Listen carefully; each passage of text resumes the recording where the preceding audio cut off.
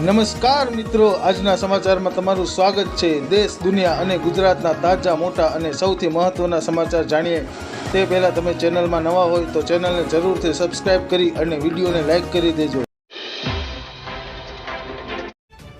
નમસ્કાર મિત્રો, રાજ્યમાં આગામી દિવસોમાં વાતાવરણને લઈને મોટી અપડેટ સામે આવી છે।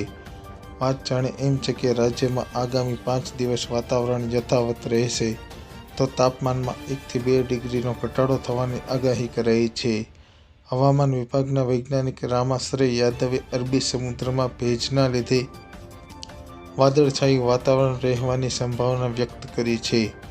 મહત્વનું એ છે કે ઉત્તર પશ્ચિમ ઉત્તર પવન ફૂંકાઈ રહ્યા છે, જેને લઈ હાલ અમુક વિસ્તારમાં વાદળછાયું વાતાવરણ રહેશે। ફટાફટ આગળના સમાચારની વાત કરીએ તો સ્પર્ધાત્મક પરીક્ષાની તૈયારી કરતા રાજ્યના યુવાનો માટે રાજ્ય સરકારે લોકરક્ષકના વિવિધ સર્વાંગોની સંયુક્ત સીધી ભરતીની પરીક્ષા પદ્ધતિમાં મહત્વપૂર્ણ ફેરફાર કર્યા છે।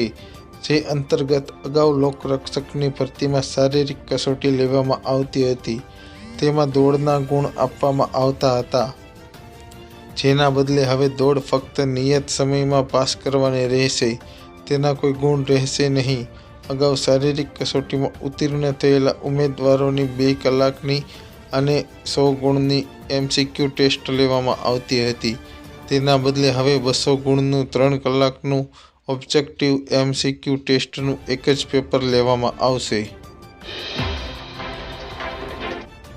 આગળના સમાચારની વાત કરીએ તો વિધાનસભા ખાતે ધોરણ 6 થી 12માં ગીતાના મૂલ્યોનો અભ્યાસક્રમમાં સમાવિષ્ટ કરવાના સંકલ્પ રજૂ કરતા મંત્રીએ કહ્યું કે દરેક વાલીનું સપનું હોય છે કે પોતાનું બાળક સંસ્કારી બને, જીવન જીવવાની પદ્ધતિથી વાકેફ થાય।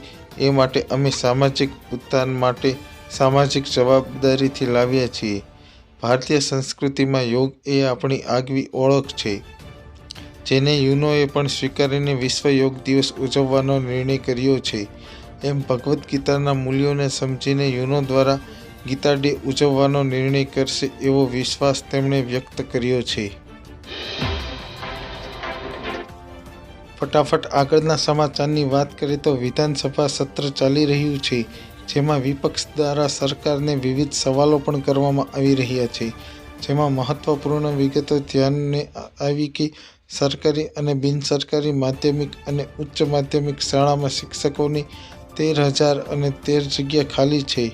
વિધાનસભામાં કોંગ્રેસ પક્ષના નેતા અમિત ચાવડાના પ્રશ્ન પર સરકારે જવાબ આપ્યો હતો કે સરકારી માધ્યમિક અને ઉચ્ચતર માધ્યમિક શાળામાં 2344 શિક્ષકોની જગ્યાઓ ખાલી છે।